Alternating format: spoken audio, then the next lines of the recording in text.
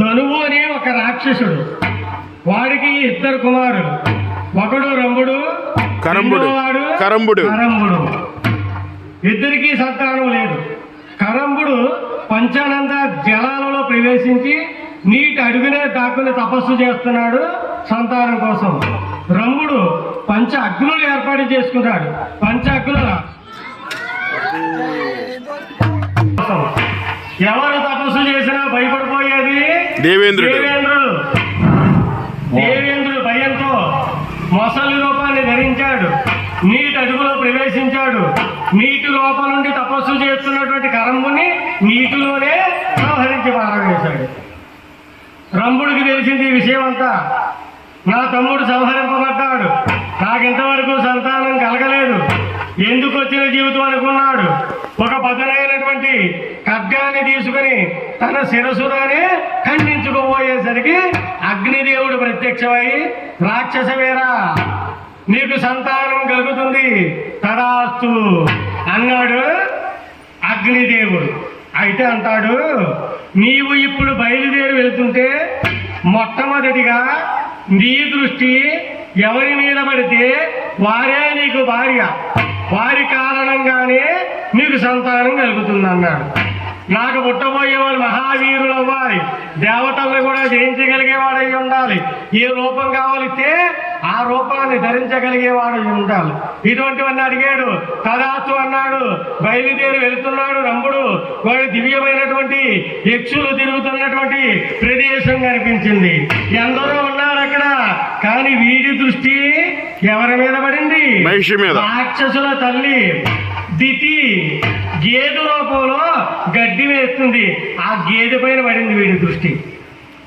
అగ్నిదేవుడు ఇచ్చినటువంటి వరప్రభావం చేత ఆవిడ గారే భార్య అయ్యారు. మరి ఈయన దున్నపోతుగా మారిపోయాడు. దున్నపోతుని మహిషం అంటారు, గేదెని మహిషి అంటారు. మహిషం అంటే అర్థం ఏంటి? మహిషాసురుడు అంటే అజ్ఞానాన్ని చీకటితో పోలుస్తారు. దున్నపోతు ఎలా ఉంటుంది? దున్నపోతు మీద రాళ్ళ వర్షం కురిసినట్టుగా అంటారు కదా. అజ్ఞానం అలాంటిదే, జ్ఞానం కలగదనమాట. అంటే నిజమైనటువంటి మహిషాసురవర్తన అర్థం ఏంటంటే ప్రతి ఒక్కరి హృదయాల్లోనూ ఉంటుందట అజ్ఞానం అనే మహిషాసురుడు. అమ్మా జగన్మాత, నీ అనుగ్రహం చేత నా లోపల ఉన్నటువంటి అజ్ఞానం అనే కోరుకోరు, అది మహిషాసురవర్తన అంటే. ఇక్కడ ఏం జరిగింది చరిత్రలో? వాడు దున్నపోతు రూపాన్ని ధరించాడు, ఆవిడికి ఏదో రూపంలో ఉంది మహిషం. అగ్నిదేవుడు ఇచ్చినటువంటి వరప్రభావం చేత ఇద్దరు పెళ్లి చేసుకున్నారు. సంసార కార్యకలాపాలు సాగించిన కారణంగా ఆ వయసు గర్భవతి అయ్యింది. ఒకనాడు ఈ వయసు పైకి మరొక దున్నపోతు తరుగుకుంటూ వస్తుంటే భర్త అయినటువంటి రంభుడు యుద్ధానికి వెళ్ళాడు. రెండు దున్నపోతులు భయంకరమైనటువంటి యుద్ధం చేసేసరికి వచ్చినటువంటి దున్నపోతు ఈ మహిష రూపంలో ఉన్నటువంటి రంభుని కొమ్ములతో కాళ్ళతో చీల్చి జెండాడి సంహరించి పారవేసింది వచ్చినటువంటి దున్నపోతు. మరలా ఈ మహిషిని తరుగుతుంటే గర్భవతి గనక పరిగెత్తలేక యక్షులారా వేడుకునేసరికి యక్షులు ప్రత్యక్షమయ్యారు. తరుగుకుంటూ వస్తున్నటువంటి దున్నపోతులు ధనుర్బాణాలతో సంహరించి పారవేశారు. ఈ మహిషి అంటుంది, యక్షులారా, నా భర్తను సంహరించినటువంటి వారిని సంహరించారు. నా భర్త దేహం అక్కడ పడి ఉన్నది, చితిని ఏర్పాటు చేయండి, అగ్ని సంస్కారాన్ని గావించండి అని వేడుకుంటే చితిని ఏర్పాటు చేసి అగ్ని సంస్కారాన్ని గావిస్తే ఆ రంభుడి దేహం పగపగమని మంటలలో మండుతుంటే ఆ మండుతున్నటువంటి మంటలను చూసి గర్భవతులను కూడా ఆలోచించకుండా నా భర్త లేనటువంటి జీవితం నాకెందుకు అనుకుని పరిగెత్తుకుంటూ వెళ్ళి భర్త దేహం మండుతున్నటువంటి చితి మంటలలో తాను కూడా ప్రవేశించేసరికి ఈ మహిషి గర్భాన్ని తీసుకుంటూ ఇద్దరు కుమారులు ప్రోత్సహించారు. ఒకడు రక్తబీజుడు,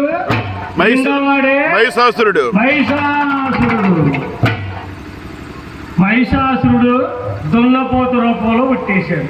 ఎందుకంటే తల్లిదండ్రులు ఇద్దరు అదే రూపంలో ఉన్న కారణంగా రక్తబీజుడు రంభుడులాగా అంతగడిగా పుట్టాడు.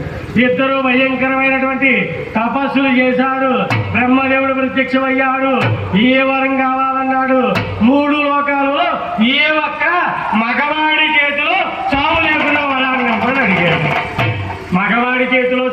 ఉందంటే ఎవరి చేతిలో ఉంది? అదే అన్నాడు బ్రహ్మదేవుడు. అంటే వాడంటాడు, దాత నువ్వు తాతలో మాట్లాడుతూ ఆడదు నా ముందుకు వచ్చి నిలబడగలరా? నల్లిని నలిపినట్టుగా నలిపి పారేస్తాడు. ఆడదంటే నాకు భయం లేదు. పక్కన పెట్టి మగవాడి చేతిలో 3 లోకాలలో ఏ ఒక్క మగవాడి చేతిలో చావు లేకుండా వరాలిచ్చే చాలు నాకు. ఆడదు వచ్చి నేను చూసుకుంటానన్నాడు. జగన్మాత ఉంది అనే ఆలోచన లేదు వాడికి. జ్ఞానం లేక అటువంటి వరాన్ని కోరుకున్నాడు. పదార్థం అన్నాడు, నీ చావు స్త్రీ చేతిలోనే ఉందిరా అనుకున్నాడు బ్రహ్మదేవుడు. రక్తబీజుడు, సొమ్మని సొమ్ములు, చండమండాసుడు ఇటువంటి వరాలే కోరుకున్నారు అందరూ కూడా.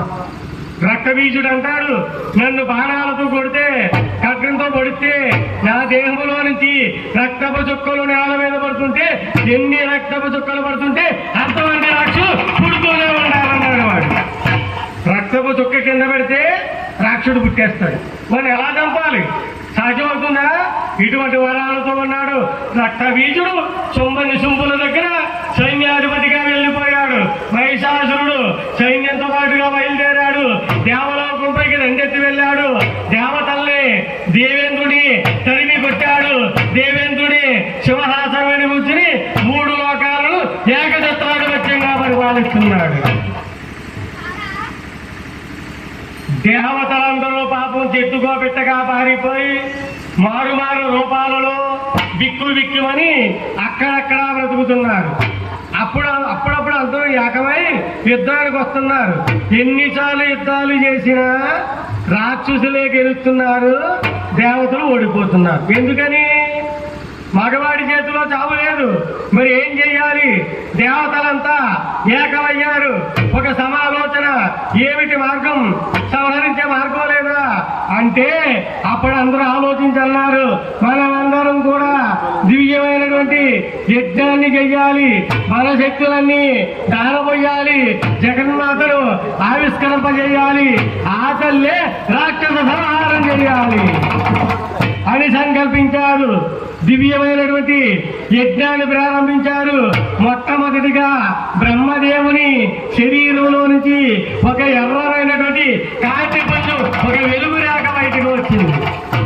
అంత విష్ణుమూర్తి శరీరంలో నుంచి నీలి రంగులో ఉన్నటువంటి కాంతి బయటికి రాగా, అంత పరమశివుని శరీరంలో నుంచి తెల్లరైనటువంటి కాంతి బయటకు వచ్చింది.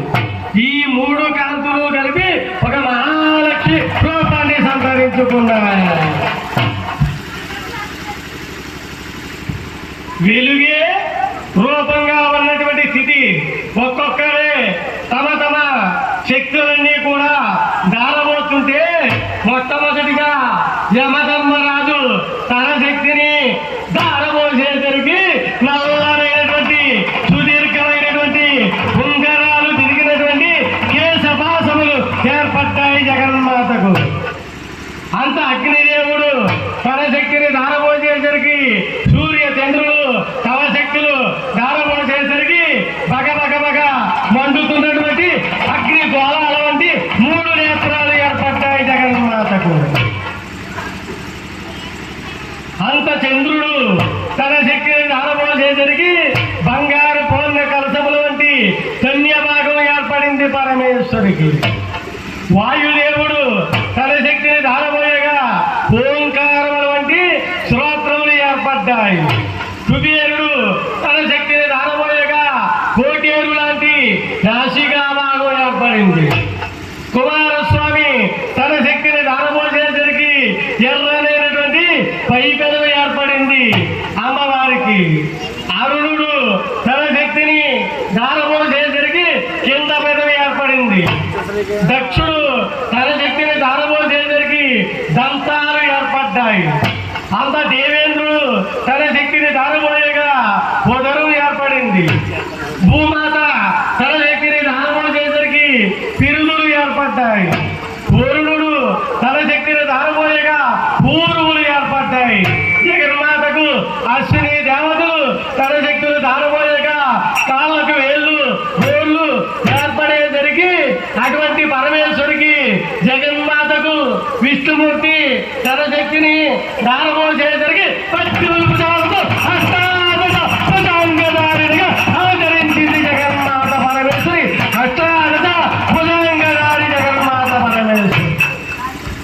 18 భుజాలతో జగన్మాత ఆవిష్కరింపబడేసరికి బ్రహ్మదేవుడు తన కమండలం నుంచి మరొక కమండలాన్ని సృష్టించి జగన్మాత చేతికి ఇవ్వగా విష్ణుమూర్తి సుదర్శన చక్రాన్ని, పరమశివుడు ఒక త్రిశూలాన్ని, గణపతి ఒక అంకుశాన్ని, కుమారస్వామి శక్తి అనే ఆయుధాన్ని, మయుడు కత్తి డాలు ప్రసాదించగా దేవేంద్రుడు వజ్రాయుధాన్ని, యమ ధర్మరాజు కాలపాసాన్ని, కుబేరుడు మద్యంతో నిండినటువంటి ఒక పాత్ర, దేవేంద్రుడు చంద్రుడు అమృత కలశాన్ని ప్రసాదించగా 18 భుజాలలో ఆయుధాలతో అలంకారాలతో దేదీప్యమానమైనటువంటి తెలుగుతో జగన్మాత తలతల శిరమున యావ కిరీటం, కన్న కుండరాలు, కంఠాభరణాలు, కాళ్లకు ముత్తు టంకారాలు, అందెలు, కడియాలు, చల్లని తూర్పులు, నీలకులు, బంగారు దండవక్యుతి చీర, పంటల వట్టారం, నదిలో తాంబూలం, పచ్చగొప్పరపు సువాసన, గుప్పమంటున్న అదరబెంబం, చెంపు సొప్పున కుంకుమ మట్టుతో లెక్కకులిసిన హ్రీం హ్రీం హ్రీం కారాంతర జపంతో ముక్కోటి దేవత మొక్కులు అందుకుంటుంది జగన్మాత పరమేశ్వరి. అటువంటి దివ్యమైనటువంటి రూపంతో ప్రత్యక్ష ఆయుధాలతో అలంకారాలతో ఉన్నటువంటి తల్లికి జగన్మాతకు హేమవంతుడు ఒక సింహాన్ని వాహనంగా ప్రసాదించాడు. పరంతు జగన్మాతకు సింహ వాహనం పైన టీవీగా కూర్చున్నది అమ్మవారు. యాదేవి సర్వభూతేషు శక్తి రూపేణ సంస్థిత.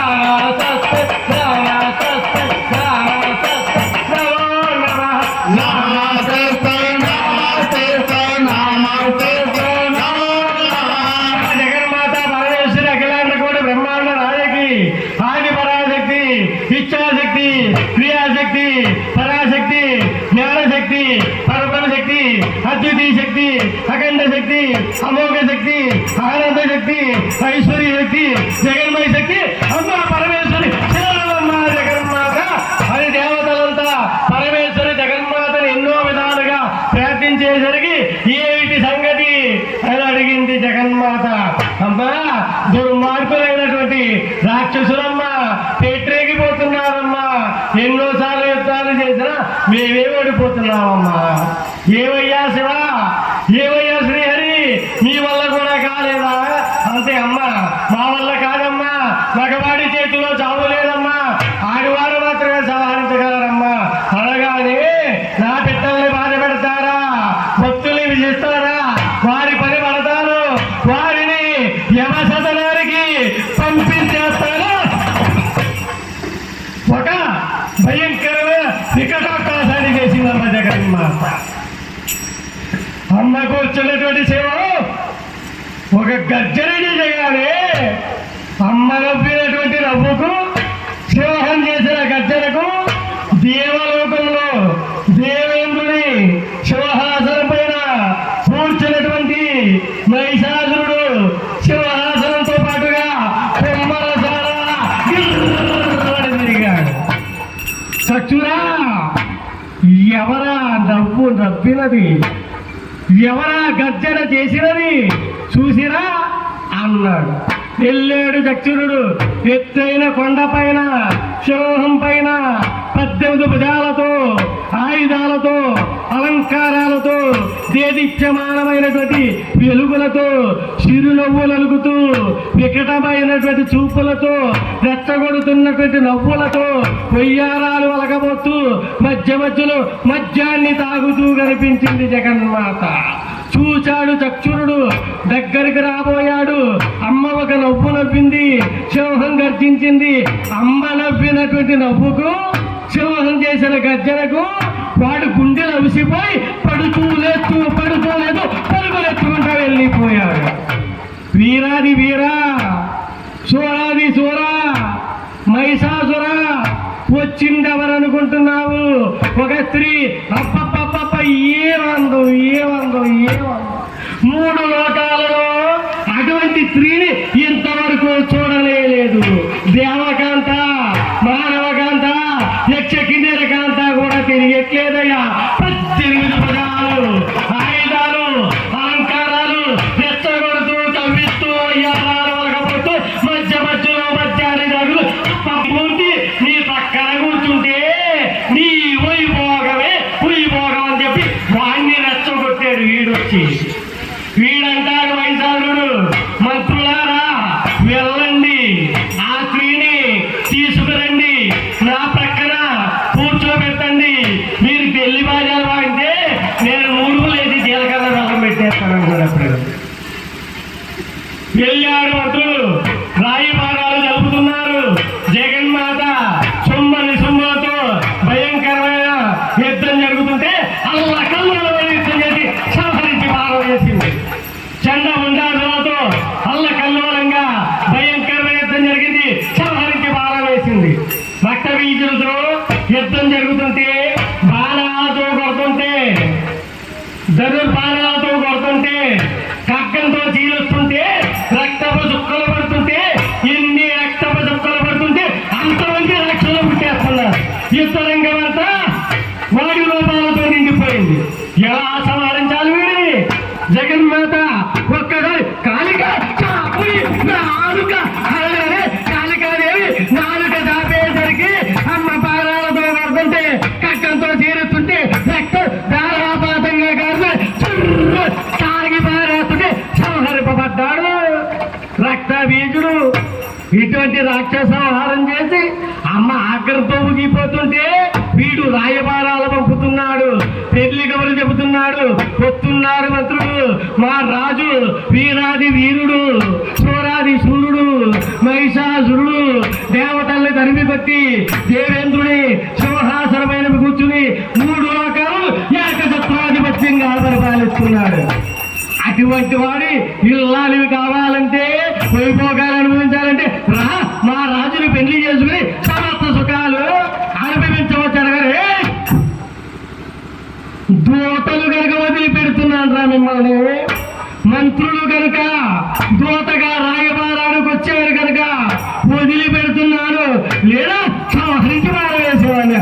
చెప్పండి నా వాడికి, వాడు దొంగపోతు కదా, ఒక గేదెను చూసి పెళ్లి చేసుకోమని చెప్పండి. నేను ఎవరినిరా? అమ్మను నేను, జగన్మాతను. ఎవరు నా భర్త? సర్వకర్త, సర్వహర్త, సర్వాంతర్యామి, ఆది మధ్యాంతర హితుడు, అనాది నాథుడు, సర్వసమంకరుడు, సదాశివుడు, దృష్టి స్థితి లేకానుకుడైనటువంటి పరమశివుని ఇల్లాలిని నేను. అద్దంలో పోతులు పెళ్లి చేసుకోవలసినటువంటి కర్మ నాకేమిటిరా? అంది జగన్మాత ఆగ్రహంతో. వావి వరసలేదురా వాటికి.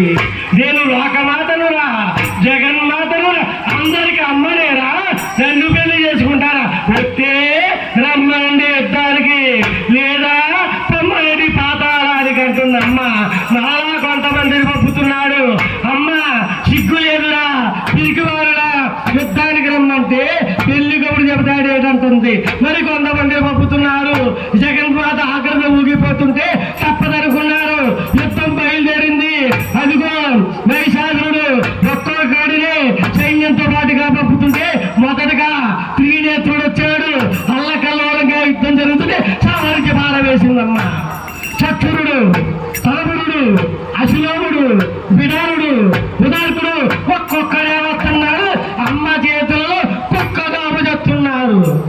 చివరికి మహిషాసురుడు అందగాడిగా మారిపోయాడు. గాడిదలు పూంచినటువంటి రథాన్ని అధిరోహించాడు. వచ్చాడు అమ్మ దగ్గరికి, చూశాడు. అమ్మను చూసి అంటాడు, బాగుంది నీ జడ, ఇంకా బాగుంది నీ మెడ, నేనంటే అందరికీ దడ, నాతో వస్తే మనం పోదాం పద. కవిత్వాలు చెబుతున్నాడు. వాడు అజ్ఞానాన్ని చూసి అమ్మ ఒక నవ్వు నవ్వింది. మరలా అంటాడు, బాగుంది నీ నవ్వు, ఇంకా బాగుంది నీ తలలో పువ్వు, నువ్వంటే నాకు అనే లోపే నీకు పెరిగింది జగన్మాత. ఒక్కసారి శివంగా అడ్డుతుంటే అమ్మ వికటాటాసార చేస్తుంటే ఉత్తరంగమంతా గిరగల గిరగల గిరగల తిరుగుతుంటే కగ్గంతో నరుకుతూ త్రిశూలంతో పడుతూ జగన్మాత రెచ్చిపోయి అల్లకల్లోలమైనటువంటి యుద్ధం చేస్తుంది.